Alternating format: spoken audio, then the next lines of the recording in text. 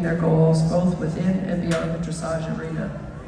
And I'm very happy that Annie could come and ride Georgie today.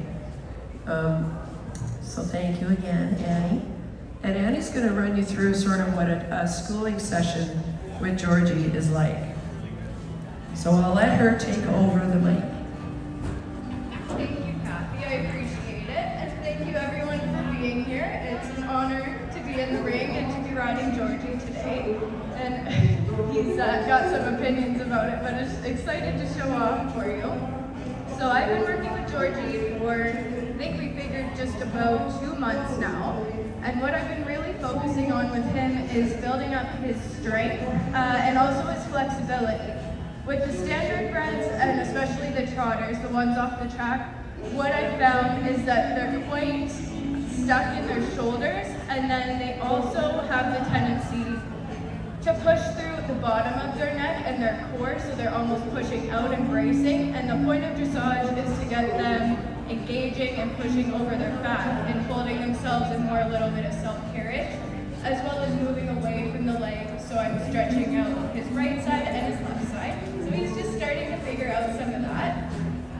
And it's hard for him. It's hard mentally and it's hard physically to figure out what I'm asking, but he really does take everything in stride here. So I'll just pick up a bit of a trot, and his initial go-to is kind of to fall forward. And so we've been working a lot on trying to get him to pick up his neck, because if I can pick up his neck, then I create more room for his shoulders to come through and for him to sit on his hind end. If I let him fall forward, which I'll just do here, he's probably going to speed up, and then his trot gets a little bit quicker, and then it tends to get a little bit more uneven. If I can pick it up a bit, then I can also balance him with my hand and my half vault and keep him on his hind end. And then with my inside leg, I'm just massaging his rib cage a little bit to keep him from falling in. Every horse has a side that they like to fall in on. For him, it is the left side, but he's getting much better. And then I'll just walk and let him change rein. So when I first start to get a horse going, I like to let them have a jog each way, just to warm up their backs a little bit. My expectations aren't too high right at the beginning. I like to just get a feeling for the horse and where they're at that day. And this is a lot for him to handle, so I don't really mind if he's going to toss his head a little bit. He's doing a really good job of doing everything I'm asking.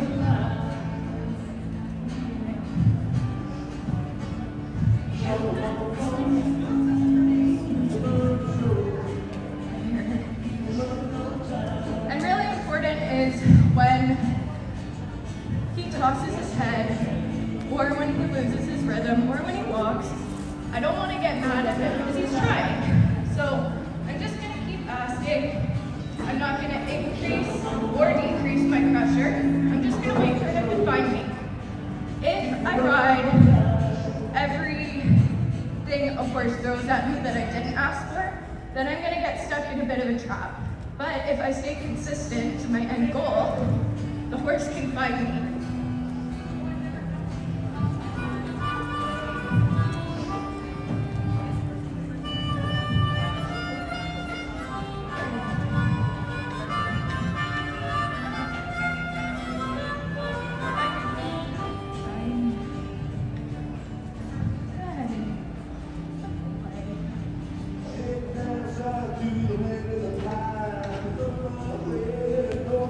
I also don't want a horse going too quickly right at the beginning, because that tends to mean that they're falling on their forehead. Now, the standard breds, especially trotters, that's kind of their go-to because that's what they've been taught, and that's how they're built. So you'll see that Georgie will try to pull down, and I have to keep reminding him, no, stay up a little bit. And then again, with half holds, I just try to keep him balancing on his hind end.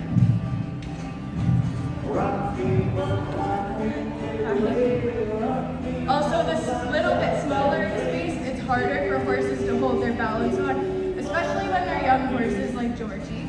They find it easier on the straightaway because they can kind of push themselves a little bit more. Here they have to take more weight on that inside hind leg. So he's getting a good workout being in here. So I'll just give him a little bit of a walk break. While I do, are there any questions I can answer? I know we're right at the beginning, but if there's anything at all I can help with or a burning question, please feel free to ask.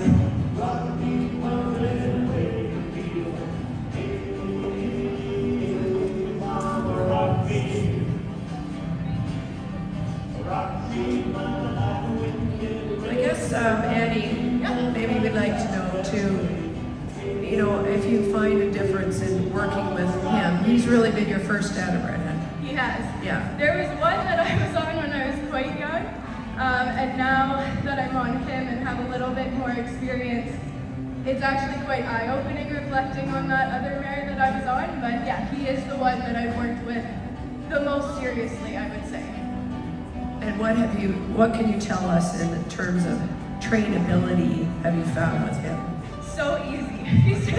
He's a really, really lovely horse to work with because the work ethic that he has, it really impresses me. He just tries so hard every single day, and the wins that we get together, he seems to really internalize them and then bring them out the next day. So I would say, in terms of trainability, again, I don't know a ton of standardbreds, but if I speak on my experience with him, he's come along a lot faster than any of the warm bloods that I've gotten to work with, which is what we typically have in dressage as warm bloods. But he's picked up on a lot of the concepts, I would say quite a bit quicker. And he doesn't really have any pushback to it, which is quite nice. A lot of the times, especially younger horses, they can have a little bit of strong reactions sometimes to some of these strategies or these concepts, but with him, he really does just try, and then once he figures it out, he's got it. And that's a little bit of what I'm going to start to show here.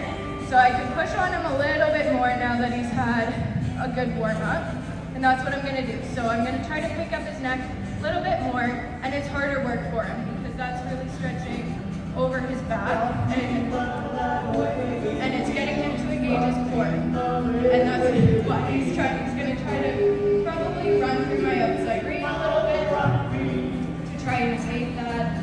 He might try to run into a bit of a trot, so I'm just going to say no. And then here I'm just going to be patient and really set up my trot transition well. It's worth it to spend the time in the walk because then it'll make the transition a lot more beneficial. And when we talk about strength building, the transitions are really what builds the horse's strength. So to me, it doesn't matter how much time I spend in trot, it doesn't matter how much time I spend in walk. The biggest thing for me is the quality of the transition so that I can make sure that I'm targeting the muscle groups that I want to target and that are going to help him in his long-term plan. Here he's getting a little bit upset. He's trying to fall into the inside. So I'm just coming with my left leg and not giving him that out either. And so a lot of horses, they'll try to twist against your leg or try to find an evasion to using their body properly. And that's everything he's throwing at me right now, which is completely fine. I'm just gonna stay the same, give him little suggestions, and try to redirect him. Here, good boy. Ladies and gentlemen, say hello to Michelle Johnson right here. And then I'm able to get a better quality transition, and for that I actually get a better quality trot. It's a lot easier if I have a good walk to take that into a good transition and then into a good trot. It's a lot harder if I go and rush my transition and don't set up my trot properly. Then I have to scramble a lot more. I'm not saying you don't have to work, because I'm still working up here, but it makes it a little bit easier. There. Then I'm going to bring him back to walk. Again, I want to keep him up a little bit and stepping through his body. So I'm just going to mention, because a lot of people wonder, how long has he been under saddle? And I can answer that. I basically didn't start him. He was just still in his 3-year-old year when he was came into my hands, and so I did a lot of groundwork and core strength training in that first period of time. And when I started riding him was when he turned 4 in the spring, but it was light ride. So he's really basically just barely been under saddle for a year now. So we haven't started canter work under saddle, but that's coming, right, Annie? It's coming probably next week, which I'm really excited about, but there is a reason that we haven't started the canter under saddle, and it's because he didn't have the strength. And so that's why a lot of our training has been what you see right here. The transitions, working on the quality of the trot, and helping him to gain his strength. When we started a month ago, he probably wouldn't have been able to hold what he's holding now for more than 5 steps. And so his strength has really improved to the point where he's strong enough to hold a good quality canter and to also make a good quality transition, because that's really what it's all about, is the quality of the transition. Now we have a few minutes left, so I'll ask anybody in the audience if they have any questions for Annie. Anything about training this standardbred for dressage. He's also a wonderful driving horse, and all of this work is really helping him with the driving as well, because I do plan on doing some hopefully combined driving with him. I think he's probably bold enough, and he's very, very nice to work. He's very soft, and like I say, this work is really crossing over into the driving. Any last minute words from you, Annie?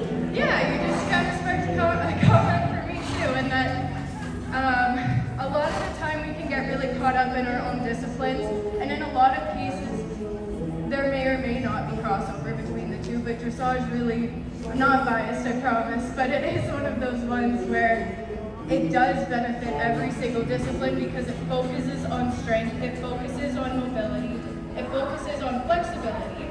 So even for an older horse who maybe you just want to pleasure ride, all the foundations of dressage are going to help that horse live a better quality life, because you're working on all the things that even as athletes or as people who are aging, we want mobility, we want flexibility, we want that to last.